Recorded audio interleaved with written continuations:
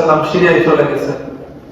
চলে যাওয়ার পর 80 বছর বয়স যখন হয়েছে, 80 বছরে ওনার সন্তান হয় নাই, সন্তান নাই, নিঃসন্তান উনি। বিবি হাজারাকে বিবাহ করেছেন, ওনার ঘরে একটা সন্তানও নাই। তো 80 বছর বয়সে আল্লাহ তাআলার কাছে দোয়া করলেন, রব্বি হাবলি মিনাস সালিহিন। ফাবাশশারনাহু বিগুলামিন হালিম। 80 বছর বয়সে আল্লাহ তাআলার কাছে দোয়া করতেছেন পয়গম্বর ইব্রাহিম, রব্বি হাবলি মিনাস সালিহিন। আল্লাহ আপনি আমাকে একজন নেককার সন্তান দান করেন। সাধারণ কোন সন্তান না, আল্লাহ বলেন নেককার সন্তান দেন। এই জন্য আল্লাহর কাছে যখন সন্তান চাইতে হয় তো নেককার সন্তান চাওয়া লাগে, বলেন ঠিক কিনা? পয়গম্বর ইব্রাহিম আলাইহিস সালাম সন্তান চাইলেন কিভাবে? আল্লাহ নেককার সন্তান দেন, সন্তানের মতো সন্তান দেন। কারণ নূহ আলাইহিস সালামের একজন সন্তান ছিল, কেন বলেন তো? ঈমান আনছিল? ঈমান আনে নাই, প্লাবন হয়ে যাবে। নূহ আলাইহিস সালামের সন্তান কেনান বলে, আমি যে লম্বা মানুষ, এই পানি আমাকে ছুঁইতেই পারবে না, বলেন না? ঈমান আনে নাই, 3 সন্তান ঈমান এনেছে, আরেক সন্তান ঈমান আনে নাই, প্লাবনে ধ্বংস হয়ে গিয়েছে। এজন্য ইব্রাহিম আলাইহিস সালাম আল্লাহর কাছে দোয়া করতেছেন, আল্লাহ আপনি আমাকে নেককার সন্তান দেন। সাধারণ সন্তান আপনার কাছে আমি চাই না। বৃদ্ধ বয়সে আল্লাহর কাছে সন্তান চাইতেছে, 80 বছর বয়সে। আল্লাহ রাব্বুল আলামিন জানায় দিলেন, ফাবাশশারনাহু বিগুলামিন হালিম। আল্লাহ বললেন, পয়গম্বর আমি আপনাকে নেককার সন্তানের সুসংবাদ দিয়ে দিলাম, বলেন সুবহানাল্লাহ। আল্লাহ বলেন সাধারণ কোন সন্তান না, নেককার সন্তান। কেমন সন্তান? শুধু নেককার সন্তান এমনটা না, সহনশীল একজন সন্তানের সুসংবাদ আমি আল্লাহ আপনাকে দিলাম। আল্লাহর কাছে নেককার সন্তান চেয়েছেন, আল্লাহ সন্তান দিয়েছেন। কারণ নবীরা যখন আল্লাহর কাছে দোয়া করে, আল্লাহ কোন নবীর দোয়াকে, কোন নবীর হাতকে ফিরায় দেয় না, বলেন ঠিক কিনা? আল্লাহর কাছে পয়গম্বর ইব্রাহিম আলাইহিস সালাম দোয়া করেছেন, আল্লাহ আপনি আমাকে নেককার সন্তান দেন। আল্লাহ নেককার সন্তান দিয়েছেন, সহনশীল সন্তান দিয়েছেন।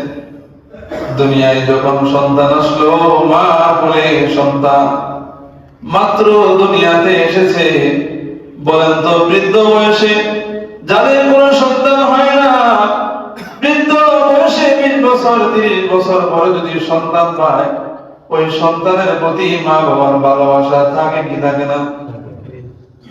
এমনি স্বাভাবিকভাবে যেগুলো সন্তান হয় তার চেয়ে সন্তান হয় না। বৃদ্ধ বয়সে যখন সন্তান পায়, মা বাবার ওই সন্তানের প্রতি আরো বেশি মহব্বত থাকে, বলেন ঠিক কিনা? তো বৃদ্ধ বয়সে সন্তান পেয়েছেন, আল্লাহ সন্তান দিয়েছেন। সন্তান যখন দুনিয়াতে আসলো, দুনিয়াতে সন্তান আসার পর আল্লাহ পরীক্ষা শুরু হলো,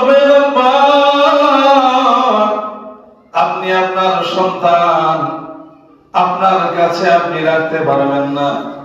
আপনার এই কুলের সন্তান বিবিকে সেই মক্কার মরুভূমিতে নির্বাসন দিয়েছেন, বলেন আল্লাহু আকবার।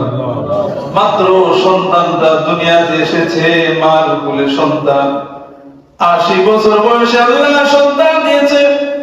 তাহলে একবার চিন্তা করে দেখেন, ওই সন্তানের প্রতি মা বাবার ভালোবাসা কেমন, বাবার মহব্বত ওই সন্তানের প্রতি কেমন ছিল। কিন্তু আল্লাহর আদেশ, পয়গম্বর বিবি আর সন্তানকে আপনার কাছে রাখতে পারবেন না।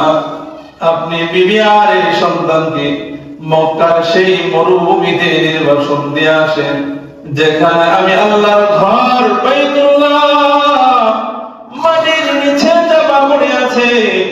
আল্লাহ তাআলার আদেশ পাইয়া পয়গম্বর ইব্রাহিম আলাইহিস সালাম বিবি আর সন্তানকে নিয়ে মক্কার সেই মরুভূমির দিকে রওনা দিলেন, যেখানে আল্লাহর ঘর বাইতুল্লাহ মাটির নিচে চাপা পড়ে আছে, সেখানে রেখে আসার জন্য বলেন সুবহানাল্লাহ।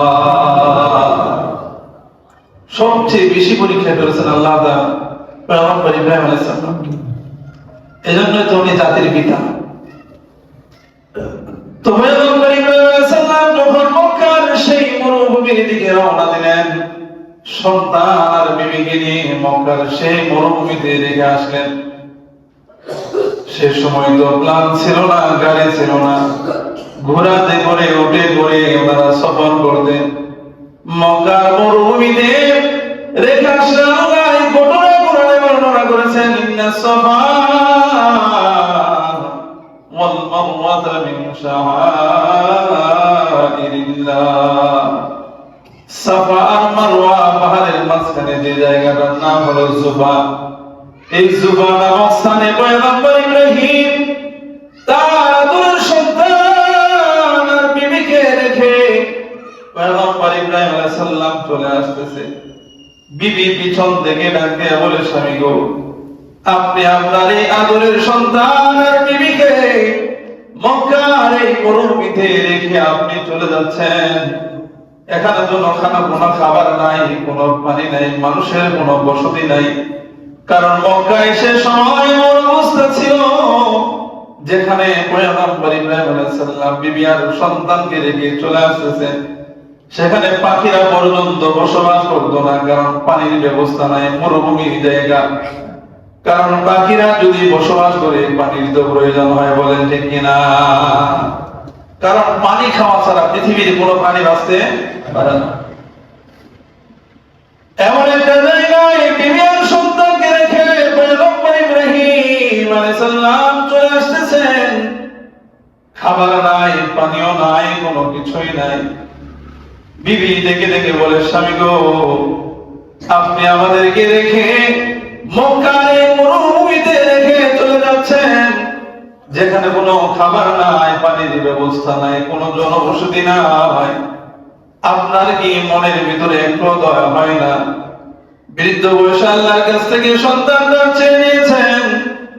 এই আদরের সন্তানকে মরুভূমিতে রেখে আপনি চলে যাচ্ছেন, কোনো কথা বলতেছেন না। ইব্রাহিম পয়গম্বর পিছন দিকে তাকায় না, সন্তান আর বিবিকে রেখে সামনের দিকে রওনা দিচ্ছেন।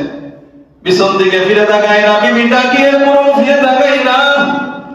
শেষ পর্যন্ত যখন পয়গম্বর ইব্রাহিম আলাইহিস সালাম চলে যাবেন, বিবি একবার ডাক দিয়ে বলে, স্বামী গো, আপনি চলে যান, আমার কোনো আপত্তি নাই, কিন্তু একটা কথা আপনার কাছে জানতে চাই।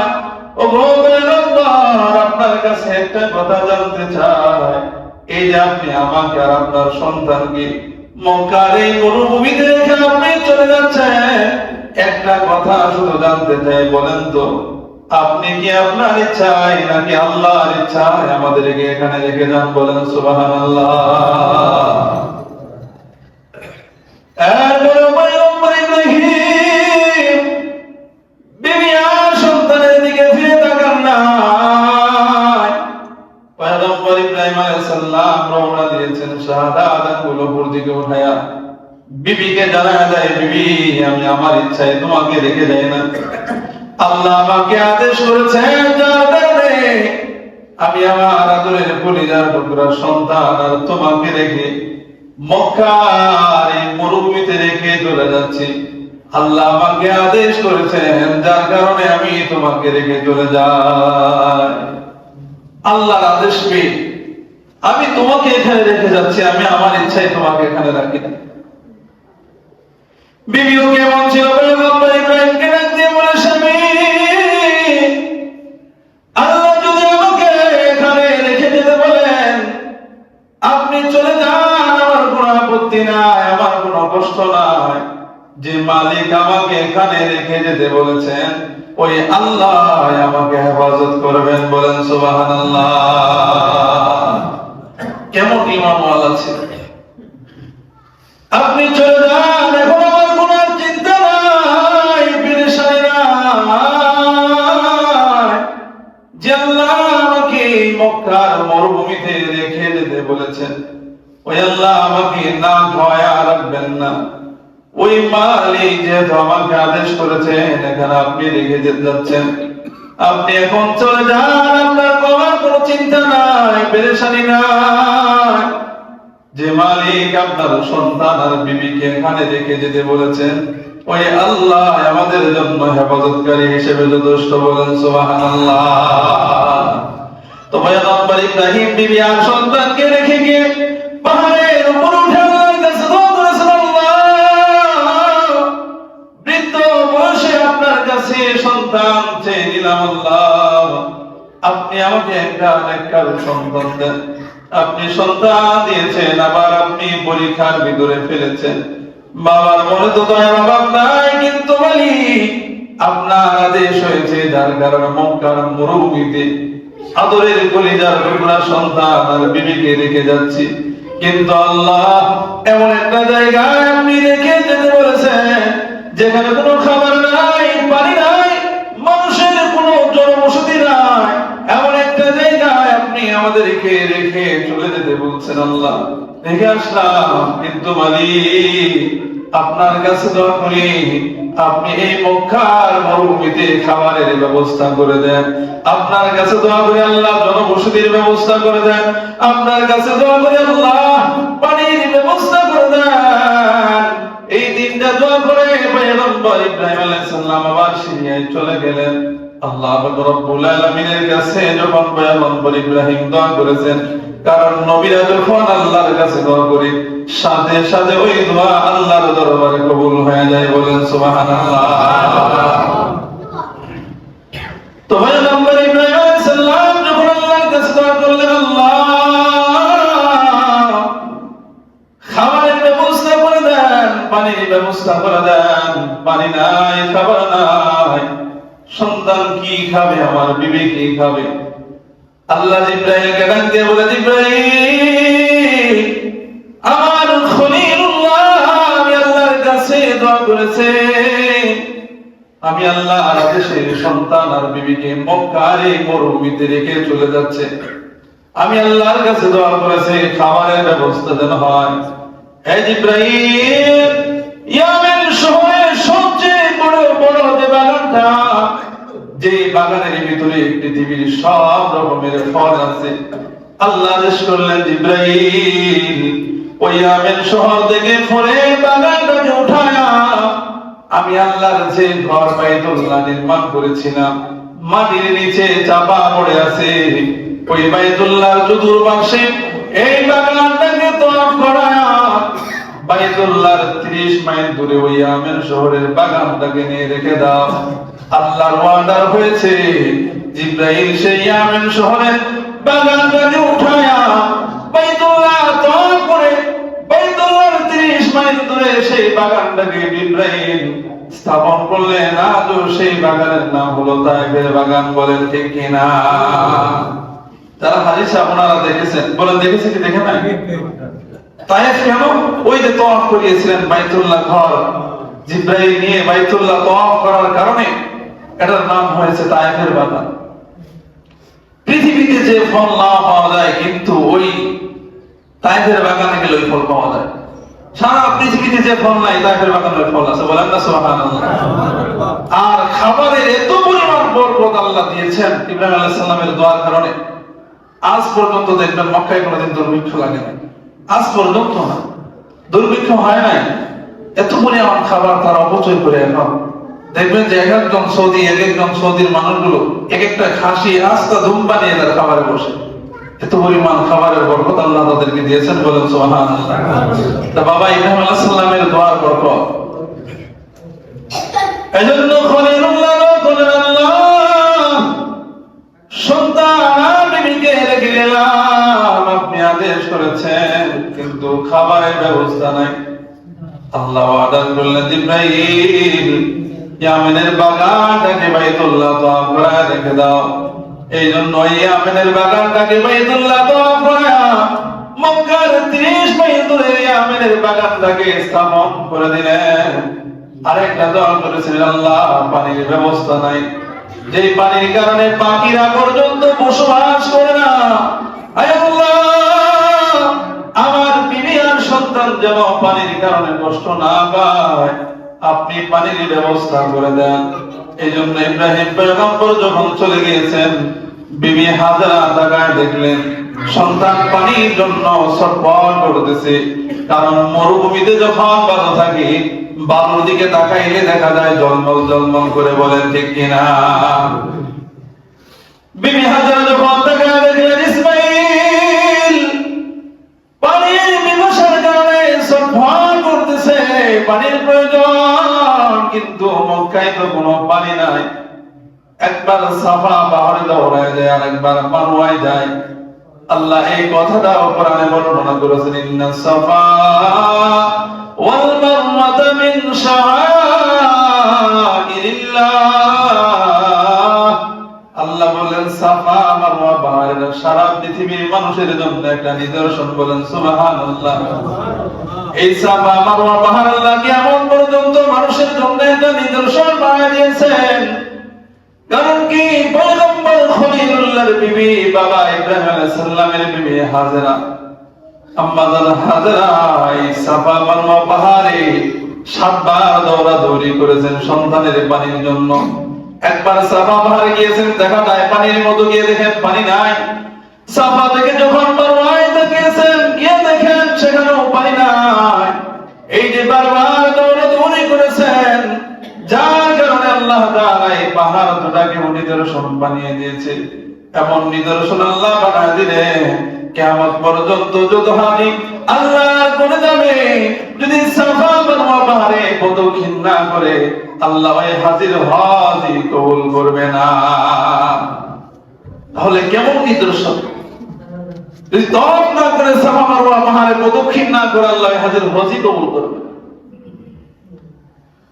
তো বিবি হাজেরা যখন এই সাফা মারওয়া পাহাড়ে দৌড়াদৌড়ি করেছে, সন্তানের পানির পিপাসা লেগেছে, আল্লাহ রাব্বুল আলামিন পয়গম্বর ইসমাঈল আলাইহিস সালামের পায়ের গোড়ালি থেকে, কারণ বাচ্চাদেরকে যখন শোয়া রাখা হয় এমনি এমনি পা নড়াচড়া করে, বলেন ঠিক কিনা? ইসমাঈল পয়গম্বরকে যখন শোয়া রাখছেন, ইসমাঈল পয়গম্বর পা কোনো নড়াচড়া করেছেন। আল্লাহ তাআলার কুদরত কেমন বলেন! আল্লাহ তাআলা সেই ইসমাঈল পয়গম্বরের সেই পায়ের গোড়ালি থেকে জমজম কূপের চাল ব্যবস্থা করে দিয়েছেন, বলেন সুবহানাল্লাহ। বিবি হাজেরা যখন সন্তানের কাছে আসছে, তাকায় দেখে ইসমাঈলের পায়ের গোড়ালি থেকেই পানি বের হচ্ছে।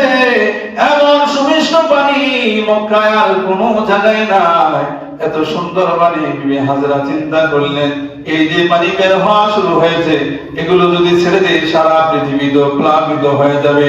এই জন্য মুহাম্মদুর রাসূলুল্লাহ বলেন, সেদিন যদি বিবি হাজেরা এই জমজম কূপের পানিটা চতুর সাইডে বান না দিত, আজকে সারা পৃথিবী সেই জমজম কূপের পানি দ্বারা প্লাবিত হয়ে যেত। পানির ব্যবস্থা হয়েছে, পানির ব্যবস্থা হয়ে গেল। আল্লাহ তাআলা জমজম কূপের পানির ব্যবস্থা করে দিলেন, বলেন সুবহানাল্লাহ। পৃথিবীতে, সারা পৃথিবীতে সবচেয়ে দামি এবং শ্রেষ্ঠ পানি বলে জমজমের পানি, বলেন ঠিক কিনা? এত সুমিষ্ট পানি পৃথিবীতে আর কোথাও নাই।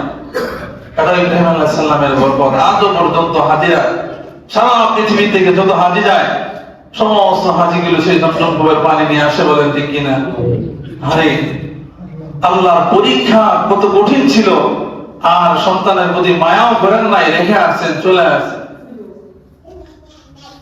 এরপরে আরেকটা দোয়া করেছেন, আল্লাহ মানুষের ব্যবস্থা নাই, জনবসতি নাই, রব্বুল আলামিন আপনি মানুষের জনবসতির ব্যবস্থা করে দেন। এখানে যেন মানুষের ঘর বাড়ি হয়, মানুষের থাকার ব্যবস্থা হয়। আল্লাহ তাআলা মানুষের জনবসতির ব্যবস্থা করে দিলেন, সেখানে মানুষের বসবাস হয়ে গেল। শুধু মানুষের বসবাস হয় না, সারা পৃথিবী থেকে আজ পর্যন্ত আল্লাহর ঘর বাইতুল্লাহ মানুষগুলো যায়, বলেন ঠিক কিনা? সারা পৃথিবীর মানুষগুলো বাইতুল্লাহ যায়, আল্লাহর ঘরে যায়। আল্লাহর ঘর এক সেকেন্ড সময়ের জন্য তওয়াফ করা বাকি থাকে না, বলেন সুবহানাল্লাহ। এই পয়গম্বর ইব্রাহিম আলাইহিস সালাম বিবি হাজেরাকে রেখে সিরিয়ায় চলে আসলেন। তাফসীরের কিতাব আছে, পয়গম্বর ইসমাঈল যখন আস্তে আস্তে বড় হতে হতে 12-13 বছর 14 বছরে যখন উপনীত হয়, বাবার সাথে কোনো সম্পর্ক নাই, কারণ সে সময় তো কোনো টেলিভিশন মোবাইল ছিল না, বলেন ঠিক কিনা? বাবা হলো সিরিয়ায়, সন্তানরা হলো মক্কার মরুভূমিতে। মানুষের ঘরবাড়ির ব্যবস্থা হয়েছে, খাবারের ব্যবস্থা হয়েছে, পানির ব্যবস্থা হয়েছে। সন্তান যখন আস্তে আস্তে বড় হয়েছে, পয়গম্বর ইব্রাহিম আলাইহিস সালাম স্বপ্নে দেখলেন, ইয়া বুনাইয়া ইন্নী আরা ফিল মানামি আন্নী আযবাহুকা ফানজুর মাযা তারা। আল্লাহ আদেশ করলেন, পয়গম্বর আপনার ওই সন্তানকে আপনি আমি আল্লাহর রাস্তায় কুরবানি করেন। আমি যে সন্তান আপনাকে আমি দিয়েছি, আপনি আপনার সেই সন্তানকে আমি আল্লাহর রাস্তায় আপনি কুরবানি করেন। বলেন আল্লাহু আকবার। কেমন পরীক্ষা! হওয়ার পরে আল্লাহ নির্বাসন দিতে বললেন, দিয়ে আসছেন। বাবা এক জায়গায়, মা আর ছেলে আরেক জায়গায়। যখন একটু বড় হয়েছে, বাবার সাথে হাঁটতে পারে, এমন সময় আল্লাহর পরীক্ষা আরেকটা শুরু হয়ে গেল। পয়গম্বর আপনি আপনার সেই সন্তানকে আমি আল্লাহর রাস্তায় কুরবানি করেন। পয়গম্বর ইব্রাহিম আলাইহিস সালাম যখন এই স্বপ্ন দেখলেন, সেই সিরিয়া থেকে আবার মক্কার দিকে রওনা হয়ে গেলেন। কারণ পয়গম্বর ইব্রাহিম আলাইহিস সালাম তো সন্তানকে সেই মক্কা আর মরুভূমিতে নির্বাসন দিয়ে আসেন। আল্লাহর আদেশ হয়েছে, আবার তিনি মক্কার দিকে রওনা দিয়ে দিলেন। যখন তিনি পয়গম্বর ইব্রাহিম আলাইহিস সালাম যখন বিবি হাজরার সন্তানকে রেখে আসছিলেন, তখন তো মক্কাতে কোনো ঘরবাড়ি ছিল না, বলেন ঠিক কিনা? কিন্তু এখন যখন গিয়েছেন মক্কায়, ঘর বাড়ির অভাব নাই, বলেন সুবহানাল্লাহ। পয়গম্বর ইব্রাহিম আলাইহিস সালাম নিজের সন্তান আর বিবির ঘর চিনেন না। মানুষকে জিজ্ঞাসা করে, তোমরা কি ইসমাইলের ঘর চেনো? ইসমাইলের ঘর কোথায়? মানুষকে জিজ্ঞাসা করে করে তিনি ইসমাইলের ঘর খুঁজে পেয়েছেন। বাবা কাছে গিয়েছে, সন্তানের কাছে গিয়ে বলে, সন্তান ইন্নী আরা ফিল মানামি আন্নী আযবাহুকা ফানজুর মাযা তারা। হে সন্তান, আল্লাহ আমাকে স্বপ্নে দেখিয়েছেন, আমি স্বপ্নে দেখলাম আমি তোমাকে আল্লাহর রাস্তায় জবাই করতেছি, তুমি কি বলো? আমরা যদি হয়তাম বাবার পরিচয়টা পর্যন্ত দিতাম না, বলেন ঠিক কিনা? ছোটবেলায় মা আর ছেলেকে রেখে আসছো, আজকে বাবার পরিচয় দেওয়ার জন্য এখানে আসছো। এতদিন কোথায় ছিল? সন্তানের কথা কি এতদিন মনে পড়ে নাই? আমরা বলতাম, বলেন ঠিক কিনা? মা আর সন্তানকে রেখে আসছে, আল্লাহ রেখেছে সন্তান। আল্লাহ আদেশ করেছে তোমাকে আল্লাহর রাস্তায় কুরবানি হতে হবে। তুমি কি বলো? সন্তান ডাক দিয়ে কয়, বাবা গো, আন্নী আযবাহুকা ফানজুর মাযা তারা। আপনাকে আল্লাহ যে আদেশ করেছে, আপনি আল্লাহর সেই আদেশকে বাস্তবায়ন করেন। আমি সন্তানের কোনো আপত্তি নাই, বলেন সুবহানাল্লাহ। আপনাকে আল্লাহ যে আদেশ করেছেন, আপনি আল্লাহর সেই আদেশ আমার উপরে বাস্তবায়ন করে। কেমন সন্তান! এজন্য নেককার সন্তান আল্লাহর কাছ থেকে চেয়ে নিতে হয়। এজন্য আল্লাহ বলেছেন, পয়গম্বর আপনি আমার কাছে নেককার সন্তান চেয়েছেন, আমি আল্লাহ আপনাকে এমন নেককার সন্তান দিলাম, এমন সহনশীল সন্তান আমি আল্লাহ আপনাকে দিলাম, আপনি যা বলবেন আপনার বিপরীতে কোনোদিন কথা বলবে না, বলেন সুবহানাল্লাহ। এজন্য পয়গম্বর ইব্রাহিম যখন বলেছেন, সন্তান তোমাকে আল্লাহর রাস্তায় জবাই হতে হবে, তুমি কি বলো? সন্তান ডাক দিয়ে বলে, ফানজুর মাযা তারা। আপনার যা মন চায়, আপনাকে আল্লাহ আদেশ করেছেন, আপনি আল্লাহর আদেশ বাস্তবায়ন করেন। সাতাজিদুনি ইনশাআল্লাহু মিনাস সাবিরিন।